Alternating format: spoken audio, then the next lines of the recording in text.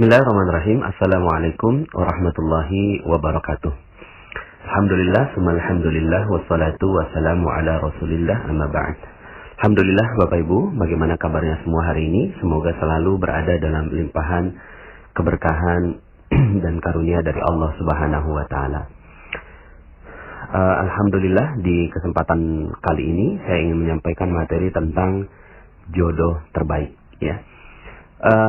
Materi ini nggak gampang Bapak Ibu, ya. Saya menyampaikannya sampai harus berpikir ulang beberapa kali apakah saya harus menyampaikan atau tidak. Tapi sepertinya memang ada hati nurani saya yang ingin tetap menyampaikan, karena ternyata kenyataannya adalah ada banyak sekali rezeki kita yang tertahan karena urusan jodoh ini.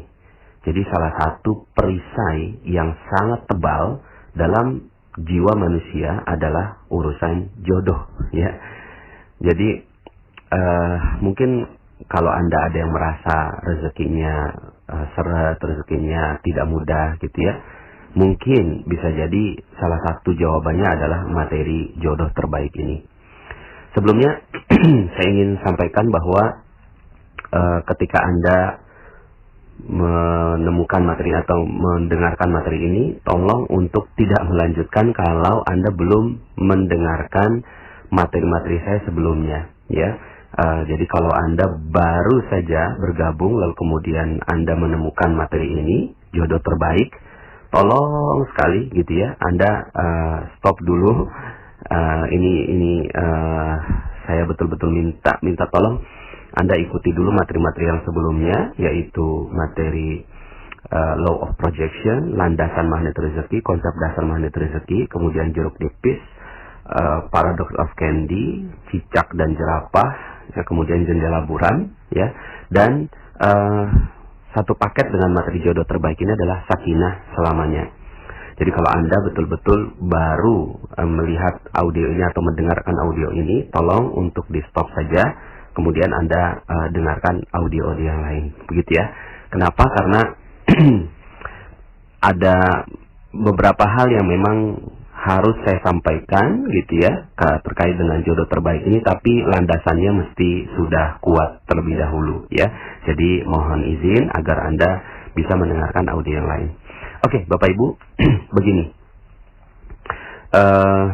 Ini satu paket ya dengan materi sakinah selamanya ya. Jadi di materi sakinah selamanya itu saya sampaikan bahwa jodoh setiap orang sudah ada ya.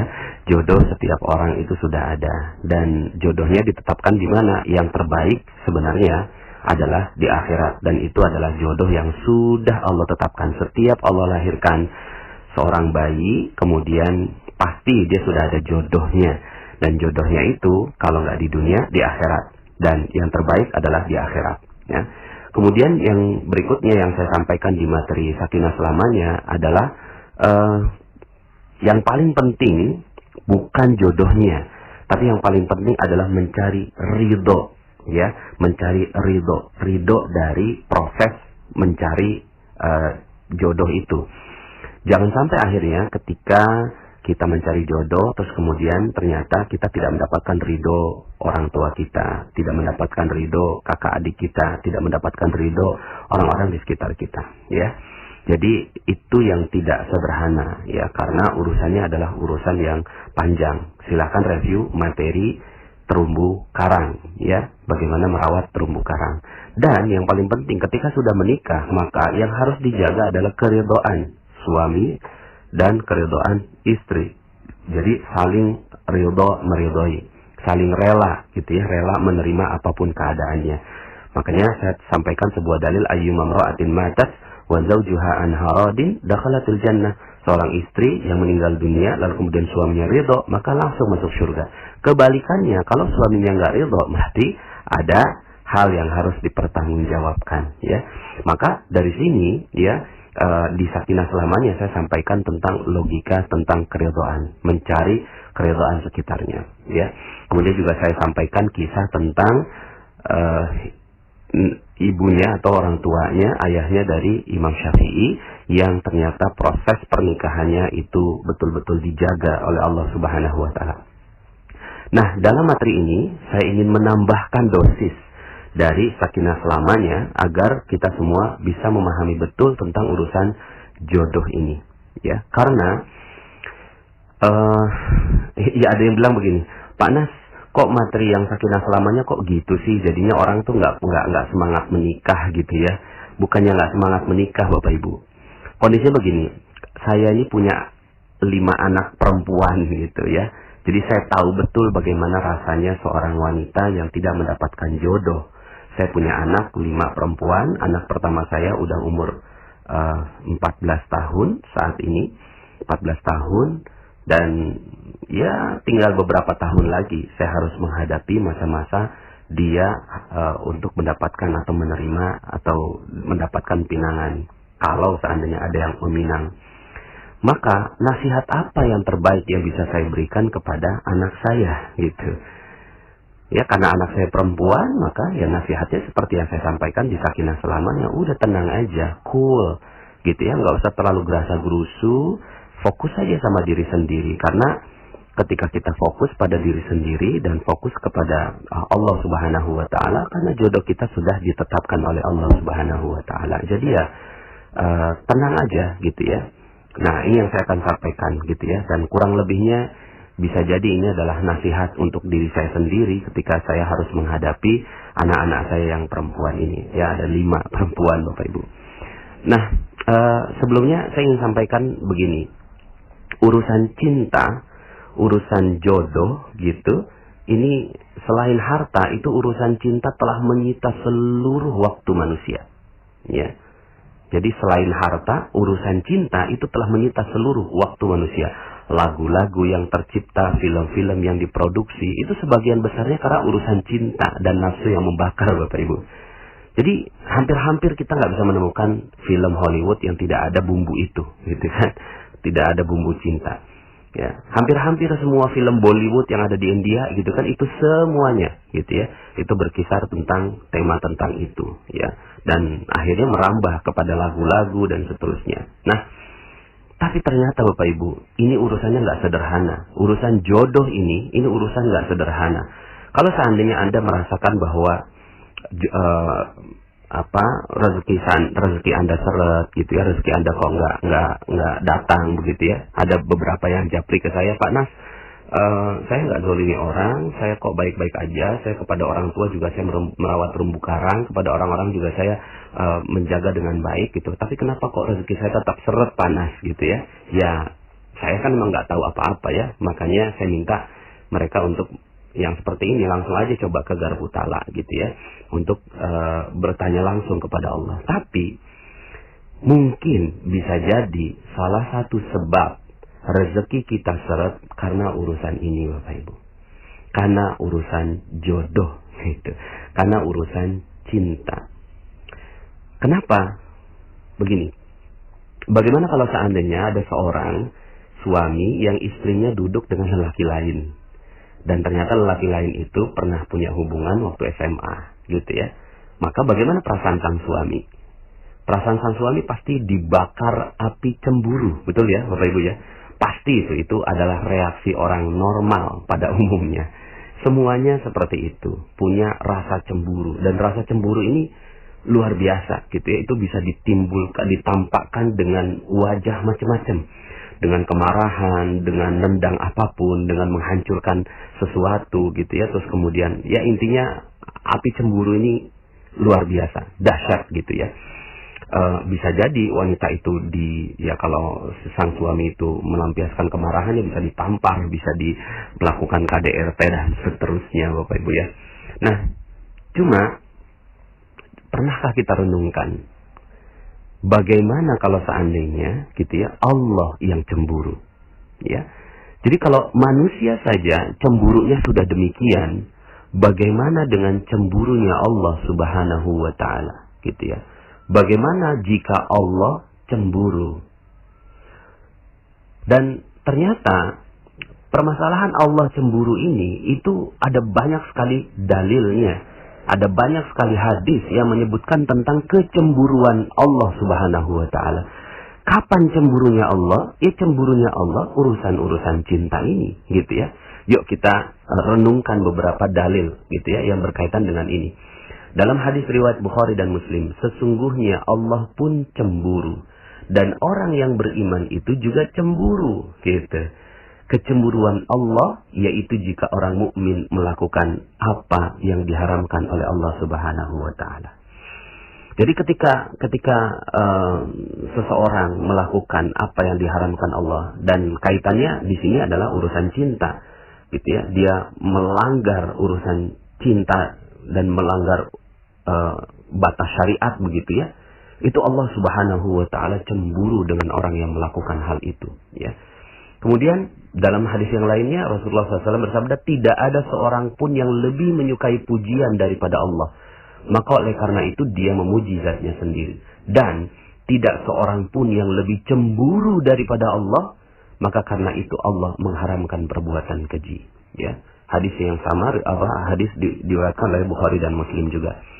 Artinya apa? Artinya Allah Subhanahu wa taala cemburu. Bagaimana kalau seandainya Allah cemburu? Kalau manusia saja cemburu, itu bisa hancur semuanya. Bagaimana kalau Allah yang cemburu? Hancur semua. Dan kecemburuan Allah ini beribu kali lipat dibandingkan dengan kecemburuan manusia. Ya, dengan cemburunya manusia. Ya, dalam hadis lain tidak ada seorang pun yang lebih pencemburu daripada Allah Azza wa Jalla, gitu ya. Dan ini hadisnya juga riwayat Bukhari dan Muslim, ya. Hadis lain dari Abu Hurairah, seorang mukmin itu merasa cemburu, sedangkan Allah lebih besar lagi rasa cemburunya daripada orang mukmin tadi. Masya Allah, gitu ya. Bagaimana kalau seandainya Allah cemburu dalam urusan cinta ini? Ya, dalam urusan cinta, karena Allah yang tetapkan kita punya rasa cinta. Allah yang tetapkan kita punya rasa suka. Lalu kemudian ternyata urusan cinta ini, ya, urusan cinta ini dilampiaskan kepada sesuatu yang dilarang oleh Allah Subhanahu wa taala, ya. Dilarang oleh Allah Subhanahu wa taala.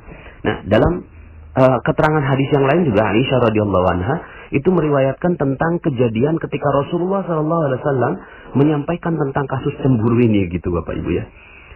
Jadi waktu itu ketika gerhana matahari di zaman sekarang ini berbeda sekali dengan gerhana matahari di zaman dahulu Bapak Ibu ya. Kalau gerhana matahari sekarang ini kita nggak ada yang takut keluar rumah ya. Kita udah tahu bahwa itu adalah fenomena alam gitu ya. Tapi di zaman Rasulullah SAW, gerhana matahari itu sangat-sangat menakutkan. Ya, gerhana matahari itu sesuatu yang sangat-sangat mengerikan gitu. Ya, bagaimana tidak siang hari dimakan gitu ya, kira-kira begitu, dimakan oleh satu zat lah begitu ya dalam pikiran mereka, sehingga akhirnya setiap ada kejadian gerhana matahari semua tuh pada takut gitu kan, pada masuk ke dalam rumah, nggak berani keluar rumah, sampai akhirnya itu gerhana mataharinya selesai. Nah, Bapak Ibu yang dirahmati Allah, pada saat yang sangat mengerikan itu Rasulullah berkhutbahnya tentang cemburu. Jadi sampai-sampai Rasulullah mengingatkan gitu ya, hei, jangan-jangan ini yang terjadi gitu ya. Jangan-jangan ini yang terjadi ini karena kasus cemburunya Allah. Kita lihat ya. Hai umat Muhammad. Jadi saat terjadi gerhana matahari, setelah sholat bersama sahabat, beliau berdiri dalam mimbar dan berpesan sangat panjang. Di akhir khutbah artinya ya sudahlah momen yang sangat mengerikan gitu ya, yaitu gerhana matahari. Lalu kemudian juga disampaikannya di akhir khutbah seakan-akan penekanan begitu ya. Hai umat Muhammad, tidak seorang pun lebih cemburu daripada Allah bila hambanya lelaki maupun perempuan berbuat zina. Masya Allah, dijelaskan oleh Rasulullah SAW ya, bila hambanya lelaki maupun perempuan berbuat zina. Masya Allah ya. Artinya apa? Artinya zina di sini ya bertahap juga ya. Kita artikannya, ulama mengartikan zina di sini ada yang zina mata, zina telinga, zina hati, zina mulut gitu kan, zina lisan, sampai akhirnya zina badan, kemudian zina faras gitu ya, sampai sebegitunya gitu ya.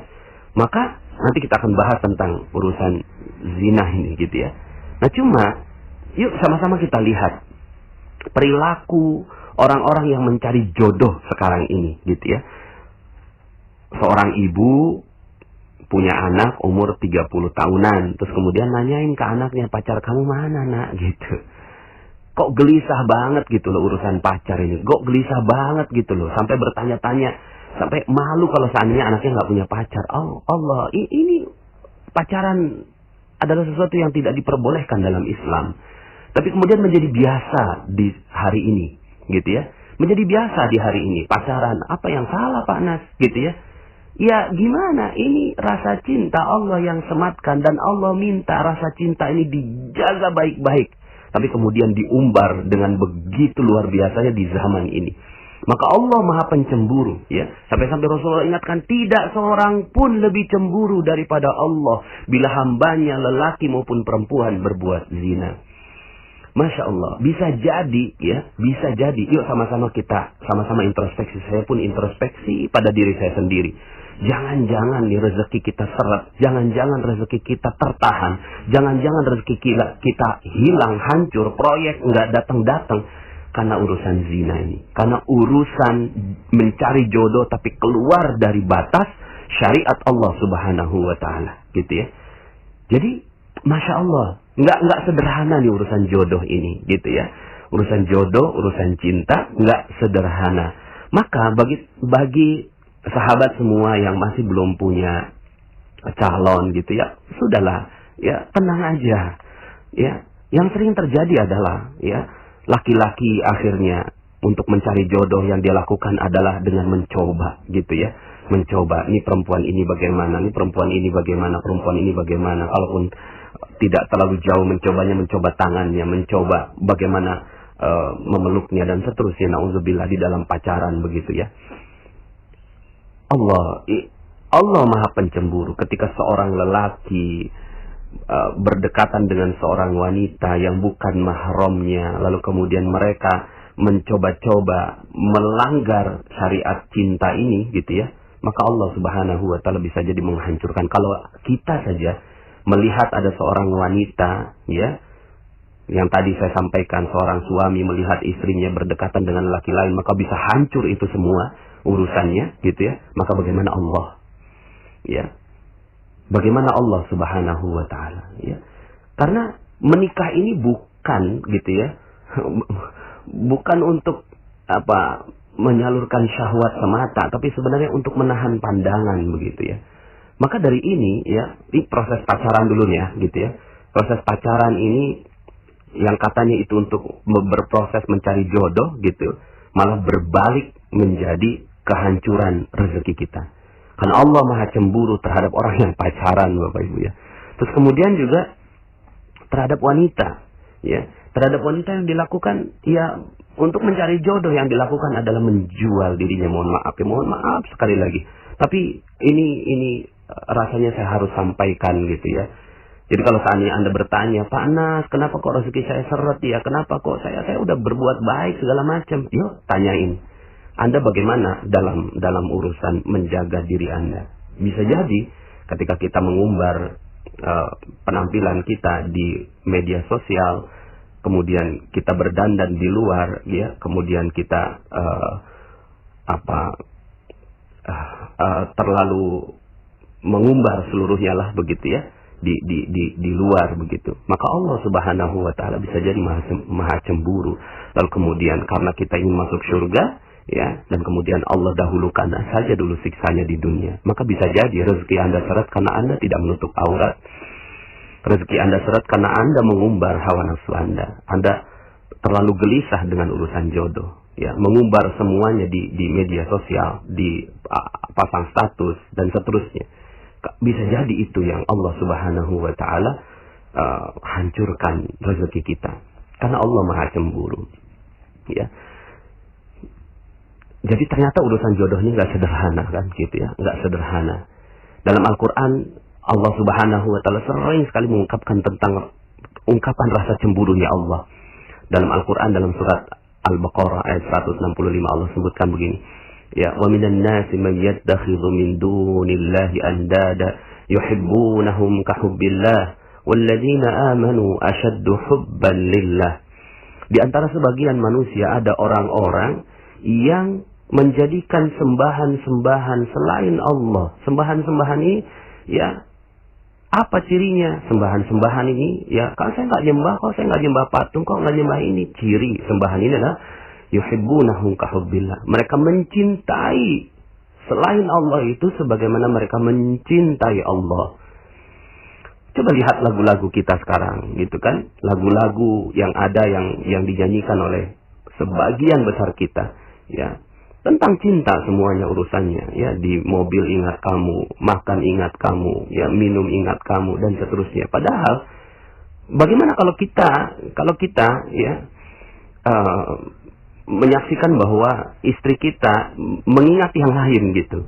Tiba-tiba istri kita bersenandung gitu kan, istri kita naudzubillah ya, istri seorang suami bersenandung gitu kan, di mobil ingat temannya, di ini ingat temannya ini. Bagaimana rasanya sebagai seorang suami? Cemburu sekali.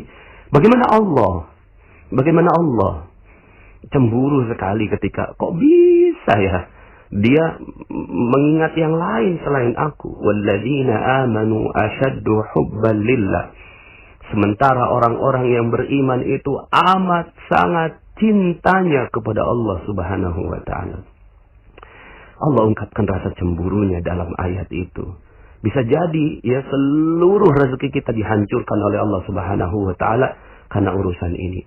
Dalam Al-Qur'an juga ya, dalam surat 9 ayat 24 ya, 9 ayat 24 Allah Subhanahu wa taala berfirman,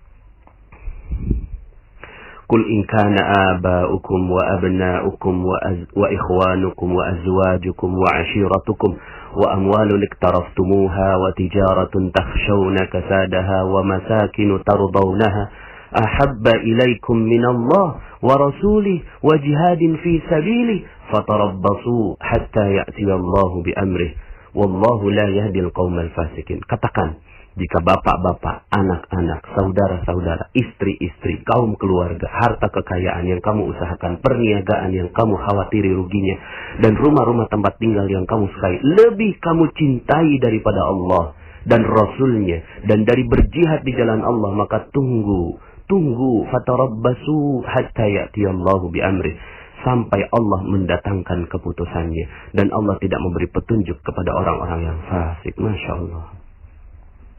Allah ancam, fatarabbasu, tunggu sampai Allah hancurkan, gitu ya, berikan peringatannya, gitu ya. Fatarabbasu hatta ya'tiyallahu bi amri, sampai Allah mendatangkan keputusannya. Bisa jadi seluruh rezeki kita habis karena Allah cemburu. Masya Allah, Allah cemburu sama kita. Ya, sementara ketika kita disebutkan asma atau nama dari calon kita, kekasih kita yang ada di dunia, maka bergetar hati kita. Tapi bagaimana dengan ketika disebut nama Allah? Allah sebutkan, nih ya, coba innamal mu'minun idza dzukirallahu wajilat qulubuhum.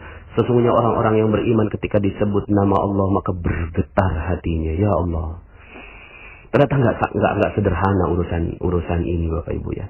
Padahal Allah sendiri yang sudah jadikan ujian buat kita. Zuyyina lin-nasi hubbus syahwat minan nisa. Dijadikan indah pada pandangan manusia kecintaan kepada apa-apa yang diingini. Wanita, anak-anak, harta, emas, perak, kuda pilihan, dan sawah ladang, dan seterusnya. Ya. Jadi Bapak Ibu yang dirahmati Allah Subhanahu wa taala, sahabat-sahabat semua, rekan-rekan semua, ternyata nggak sederhana. Dan ini nasihat diri saya, juga nasihat untuk anak-anak saya yang saya ingin katakan kepada mereka, gitu ya. Cuma belum dapat momennya nih ke anak saya yang pertama terutama. Hati-hati urusan cinta ini. Hati-hati urusan cinta. Karena bisa Allah hancurkan seluruhnya. Allah hancurkan seluruh rezeki kita. Kalaulah kita saja cemburu kepada manusia bisa hancur semuanya, bagaimana Allah cemburu dengan kita? Lalu apa yang harus kita lakukan, gitu ya? Pertama, bagi para lelaki, gitu ya, bagi para lelaki, menikahlah, gitu ya. Menikah ini bukan untuk dijadikan mainan, gitu. Menikah ini bukan untuk dijadikan mainan. Ada rasa cinta, gitu kan, di dalam hati. Kok senang sekali sama wanita itu. Ayo kalau berani langsung datangi orang tuanya. gitu. Datangi orang tuanya dan jangan sekali-kali kita hancurkan segelnya. Jangan sekali-kali kita keluar batas dari syariat. Datangi orang tuanya. Lalu kemudian ya kalau Anda berani langsung menikah saja gitu ya. Ini yang perlu dilakukan gitu ya. Dan itu untuk apa? Untuk menahan pandangan agar kita tidak tidak melanggar syariat Allah Subhanahu wa taala gitu ya. Dan bukan untuk mengalihkan cinta dari cinta kepada Allah menjadi cinta kepada istri, tidak juga gitu ya. Tapi istri adalah partner kita untuk sama-sama mendapatkan cinta dari Allah Subhanahu wa taala. Jadi jika sudah tidak sanggup menahan syahwat, menikahlah gitu kan. Menikahlah sebagaimana anaknya Ustadz Arifin Ilham umur 17 tahun sudah menikah. Masya Allah. Dan ternyata ada banyak sekali bukti gitu ya, kenapa rezeki Allah diberikan kepada mereka yang nikahnya muda gitu. Jadi yang nikah muda ini Allah kasih rezeki. Kenapa kok Allah kasih rezeki ya? Karena Allah juga yang kasih sumpahnya gitu ya di dalam Al-Qur'an gitu ya. Dalam surat An-Nur ayat 32, wa ankihul ayama minkum was-salihina min ibadikum wa imaikum iyakunu fuqara yughnihimullahu min fadli wallahu wasi'un alim. Dan kawinkanlah orang-orang yang sendirian di antara kamu dan orang-orang yang layak berkawin dari hamba sahayamu dan yang lelaki dan hamba sahayamu yang perempuan. Jika mereka miskin, Allah akan memampukan mereka dengan karunia-Nya. Iyakunu fuqara yughnihimullah. Ya, jadi sampai-sampai Allah menetapkan ya kalau saya meyakininya Al-Qur'an ini sebagai kalamullah, sumpahnya Allah. Jadi ketika Allah katakan Allah akan kayakan, maka ini menjadi sumpahnya Allah. Maka nggak usah khawatir, jangan nunggu sampai terlalu banyak dosa yang kita lakukan. Kalau udah mulai ada syahwat, ada udah mulai punya kemampuan untuk itu, segera saja. Dan ternyata di sini urusan menikahkan ini bukan urusan si orang yang mau menikah, tapi urusan keluarganya yang bertanggung jawab agar tidak ada dosa di antara mereka. Begitu ya. Jadi kalau seandainya ada gitu ya keinginan untuk itu, minta tolong sama orang tua, minta tolong sama keluarga untuk segera dinikahkan. Dan keluarga itu tidak boleh sedikit pun menghalanginya gitu ya dengan menanyakan udah mau kasih makan apa anak orang. Bukan. Ya, ini urusan menjaga agar matanya tidak melihat yang diharamkan, agar farajnya terjaga, agar telinganya tidak mendengarkan yang syahwat dan seterusnya. Ini untuk laki-laki. Jadi, ya, untuk lelaki ya segera menikah kalau seandainya memang sudah ada keinginan dan kecenderungan ke sana.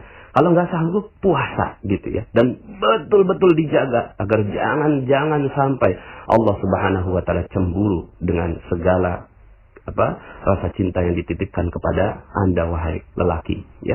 Kemudian pada yang wanita ini harus hati-hati betul gitu ya. Yang harus dilakukan, dan ini kita hidup di zaman di mana wanita sepertinya mudah saja mengumbar semuanya gitu ya. Karena budaya itu mudah sekali masuk ya. Anda silahkan dengarkan kembali audio saya, lain ladang lain ilalang. Budaya mereka berbeda sekali gitu ya. Mereka mau pamer aurat sebuka-bukanya dan seterusnya, bisa kok dikasih kekayaan sama Allah karena Allah Maha baik gitu. Tapi nanti di akhirat gitu kan mereka akan dihancurkan sehancur-hancurnya oleh Allah Subhanahu wa taala. Maka kita nih wanita gitu ya, yuk sama-sama jaga gitu, jaga betul-betul auratnya, jaga betul-betul kehormatannya gitu ya. Lebih baik sudah berada di rumah gitu ya. Kalaupun seandainya keluar rumah tidak terlalu mengumbar gitu ya penampilannya dan seterusnya gitu ya. Jadi dijaga betul, jangan sampai Allah cemburu ketika kita sang wanita ini keluar rumah. Ya, jaga betul gitu ya. Dan bukan hanya keluar rumah tapi juga keluar status gitu ya. Dan ini yang sering terjadi di status-status Facebook dan seterusnya gitu ya. Kemudian kalau ya datang seorang lelaki yang ingin melamar, ini ada panduan dari Rasulullah SAW. Idza ja'akum man tardawna dinah wa khuluqa fankihuh illa taf'alu takun fitnatun fil ardi wa fasad. Kalau ada lelaki yang sudah engkau ridhoi, ya, dinah wa khuluqah, dinnya, agamanya, dan akhlaknya, gitu, fankihu, langsung nikahin aja. Jangan mikir dua kali, ya. Kok saya nggak terlalu cinta sama dia, cinta urusan nomor 12. Yang penting sekarang ini jagain cintanya Allah, jagain. Kalau udah datang gitu ya, itu nggak boleh ditolak gitu ya, nggak boleh ditolak, ya. Jadi kalau seandainya ditolak, ya boleh-boleh saja ditolak, tapi ada alasannya karena apa? Dinah wa khuluqah, ya, dinnya dan akhlaknya. Kalau nggak suka dengan, oh maaf kok saya nggak suka dengan akhlaknya, ya, itu alasannya. Hanya itu alasannya. Tidak boleh ada satupun alasannya karena hartanya. Kenapa? Allah Subhanahu wa ta'ala maha cemburu kepada mereka-mereka yang berbuat demikian. Makanya Allah tantang gitu ya. Illa taf'alu, kalau nggak dilakukan, takun fitnatun fil ardi wa fasad, akan terjadi ya fitnah di muka bumi dan kerusakan. Itu yang terjadi mungkin sekarang ini, rezeki kita terbatas dan seterusnya. Karena itu kita sering-sering menolak lelaki-laki yang datang pada kita, karena kita yang kita ukur adalah hartanya, bukan dinah wa khuluqah, bukan dinnya, bukan akhlaknya. Nah, ketika sudah dapat gitu ya, sudah memiliki suami, jaga baik-baik gitu ya. Jaga baik-baik, arahkan kepada Allah. Jangan sampai akhirnya gitu ya, itu juga belum tentu jadi jodoh juga kok gitu ya. Jadi jodoh ini apa ya? Belum tentu. Makanya kalau kata Allah, inna min azwajikum wa auladikum aduwwan lakum fahzaruhum, maka kata Allah begitu. Sesungguhnya min azwajikum, dari istri-istri kalian dan anak-anak kalian, musuh bagi kalian. Tuh, Allah tak sebut jodoh, Allah sebutnya musuh. Kenapa? Karena Allah bisa jadi cemburu. Setelah menikah, seorang lelaki jadi sibuk sama istrinya, kemudian ketika dipanggil azan, nggak datang ke masjid. Allah maha cemburu terhadap yang demikian. Kok bisa? Gitu. Maka hati-hati ya. Wanita yang telah memiliki suaminya, jangan sampai ditahan itu suaminya untuk melakukan syariat-syariat Allah Subhanahu wa ta'ala. Lepaskan mereka untuk bertemu dengan Allah Subhanahu wa ta'ala, ya. Jadi kalau itu yang dilakukan, bisa jadi Allah menjadi musuh sang wanita ini, gitu ya. Jadi jangan sampai akhirnya itu yang terjadi. Ya sudah, ya. Hubungan ini suami istri ini adalah partner, gitu ya. Partner untuk saling menjaga. Seorang suami, ya. Seorang suami yang meminta kepada istrinya karena syahwatnya menggebu, langsung dipenuhi gitu ya. Seorang istri gitu ya, itu tidak boleh sedikit pun menahan suaminya untuk beribadah kepada Allah Subhanahu wa ta'ala. Ketika suaminya berbuat maksiat, ketika suaminya berbuat zalim dan seterusnya, sudah fokus aja. Berarti mungkin belum jodohnya, tapi ya nggak usah cerai juga gitu ya. Kalau kecuali memang sang suami memutuskan talak dan seterusnya. Nah, kalau ini yang terjadi, ya sudah, yang dijaga cinta terhadap apa? Yang dijaga adalah cinta terhadap Allah Subhanahu wa ta'ala, agar Allah tidak cemburu. Itu yang mesti dijaga dengan baik-baik gitu ya. Nah, kemudian ya, kalau benar-benar ya belum menikah ya, belum menikah, hati-hati. Satu, ya, kalau Anda belum menikah, satu, fokus saja sama Allah Subhanahu wa ta'ala. Allah adalah zat terbaik yang siap memberikan jodoh Anda yang terbaik. Gitu. Jadi ya sudah, fokus saja sama Allah, nggak usah cari-cari yang lain, nggak usah terlalu sibuk mikirin jodoh, apalagi wanita. Udah gitu, udah duduk aja, udah, nanti juga akan datang sendiri itu jodohnya gitu. Allah yang akan tentukan jodoh buat Anda. Buat yang laki-laki ya, kalau belum menikah ya hati-hati ya, jangan sampai akhirnya tercebur dalam perbuatan-perbuatan yang dilarang oleh Allah Subhanahu wa ta'ala. Kemudian hati-hati dengan zina ya, karena zina ini penghancur rezeki sehancur-hancurnya ya, sehancur-hancurnya zina ini gitu ya. Makanya hati-hati dengan zina ya, hati-hati betul dengan zina. Sampai-sampai hukuman orang yang berzina kalau belum menikah dicambuk, kalau sudah menikah dirajam sampai mati. Kenapa begitu? Seakan-akan sudah tidak punya hak apapun di dunia ini. Dia udah nggak punya rezeki di dunia. Kalau mau dapetin rezeki akhirat silakan, tapi bertaubat begitu. Masih bisa dapat rezeki akhirat, tapi rezeki dunia udah nggak punya. Saking Allah cemburu dalam urusan cinta ini. Ini kan membara, nafsu membara, lalu kemudian diperturutkan hawa nafsunya, gitu ya. Jadi hati-hati dengan urusan zina ini, karena Allah akan hancurkan semua rezekinya. Jadi kalau seandainya, Pak Nas, kenapa ya gitu kan, kok rezeki saya nggak ada gitu kan? Ternyata ketika diteliti pernah berzina. Ya pantas. Ya. Kalaupun masih bisa hidup itu atas kemurahan hatinya Allah Subhanahu wa taala, kemurahan hati dari Allah Subhanahu wa taala sehingga akhirnya membuat ya ada seorang pezina itu bisa hidup gitu. Tapi apakah Allah Maha menerima taubat? Iya. Allah Maha menerima taubat. Yang penting sadar tentang ilmu ini. Ya Allah, pernah gitu kan saya berzina. Minta ampun sama Allah. Kalaupun nggak dirajam gitu ya. Karena memang nggak mungkin juga sekarang ini dirajam ya. Ngeri kita sekarang ini kalau sampai dirajam bisa masuk polisi gitu ya. Apa yang dilakukan seperti Rabi'ah al-Adawiyah. Rabi'ah al-Adawiyah gitu ya. Kemudian ketika pernah melakukan kesalahan gitu ya. Atas urusan cinta ini. Kemudian seterusnya sepanjang hidupnya yang dilakukan adalah beribadah kepada Allah Subhanahu wa taala. Karena dia ngerasa udah nggak punya hak rezeki di dunia. Udah nggak punya hak rezeki di dunia. Gitu. Akhirnya yang dilakukan ya sudah. Gitu kan. Kalau seorang yang sudah berzina nggak punya hak rezeki lagi di dunia. Apa yang dilakukan? Dia beribadah kepada Allah Subhanahu wa taala. Ya. Insya Allah Allah Maha menerima taubat. Allah Maha mengampuni. Kalau Allah mau dikasih kok rezekinya pelan-pelan. Tapi nggak usah terlalu berharap karena udah seperti ini. Ya, tinggal apa yang dilakukan. Yang dilakukan ya sudah, dekati Allah saja. Udah itu yang harus dilakukan kepada mereka-mereka yang pernah berzina, gitu ya. Karena kalau itu yang dilakukan maka dihancur. Tapi kalau seandainya belum menikah ya hukumannya cambuk. Tapi ya nggak bisa juga dicambuk sekarang ya karena kita nggak pakai hukum Islam sekarang ini. Tapi ya sudah. Gitu kan, yang kita ingin lakukan adalah bagaimana kita tidak menjadikan Allah cemburu terhadap diri kita, gitu ya. Ya, nah jadi hati-hati, jangan sampai pacaran, ya. Kalau belum menikah jangan sampai pacaran. Pacaran itu penghancur rezeki terbesar, gitu. Karena dia wala taqrabuz zina, jangan dekati perzinahan. Allah yang udah minta begitu karena Allah yang kasih rezeki, maka Allah katakan, gitu ya. Hati-hati, yang kayak gini-gini bisa rezekinya hancur. Jadi kalau seandainya, Pak Nas, kenapa ya rezeki saya hancur? Kenapa kok rezeki saya seret? Pernah pacaran? Pernah. Ya bisa jadi. Karena itu. Terus gimana dong kalau udah pernah? Ya kalau pernah, minta ampun. Kalau belum terjadi, ajarin nilai ini terhadap anak-anak kita, kepada keluarga kita. Ya, siapa sih yang nggak pernah berbuat dosa? Ya, yang ngomong ini juga punya banyak dosanya. Yuk sama-sama kita sama-sama. Karena urusan jodoh ini, ya, ini urusan yang menghancurkan rezeki sehancur-hancurnya. Jadi, ya sudah, gitu ya. Nggak usah ada pacaran, nggak usah, gitu ya. Karena pacaran adalah penghancur rezeki terbesar. Panas, saya pernah pacaran, saya juga mungkin pernah berzina, tapi kok rezekinya baik-baik saja. Hati-hati, hati-hati. Kalau yang kayak gitu, itu bisa jadi istidraj. Bisa jadi Allah senangin kita di dunia supaya akhirat nggak dapat apa-apa. Makanya minta ampun sama Allah. Kalau udah pernah berbuat itu, ya jangan-jangan nanti disiksa di akhirat. Karena rezeki juga bukan hanya uang, tapi keharmonisan. Jadi kalau seandainya, kenapa kok ya gitu ya, saya kok nggak harmonis dengan suami, nggak harmonis dengan mertua, kemudian ada masalah dengan tetangga, ada masalah dengan bisnis, ada masalah dengan apa, ya bisa jadi Allah lagi ngancurin kita karena urusan jodoh ini. Dari dulu mungkin sebelumnya kita sudah melakukan kesalahan-kesalahan.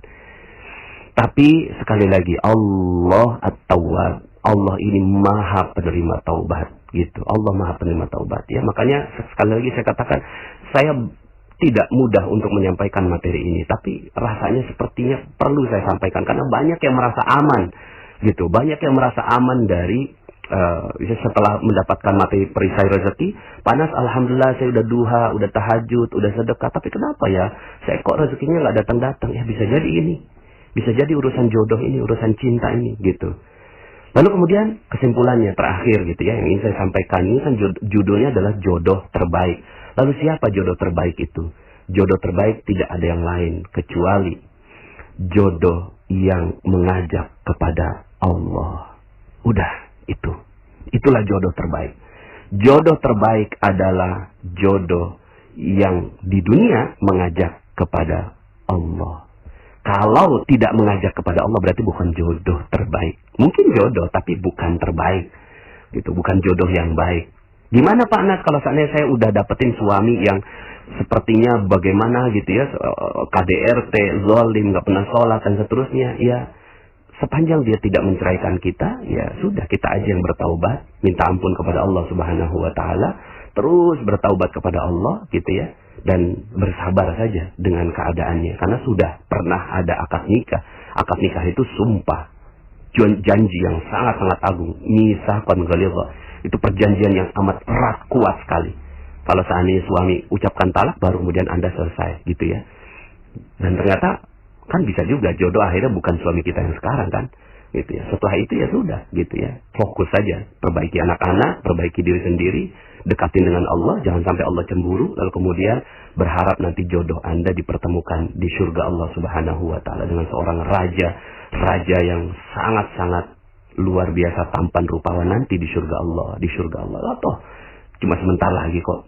Dunia kan cuma 60 tahun, 70 tahun dibandingkan dengan jutaan tahun yang akan kita lalui sampai ke akhirat, lalu kemudian nanti di surga itu abadan selama-lamanya, gitu ya.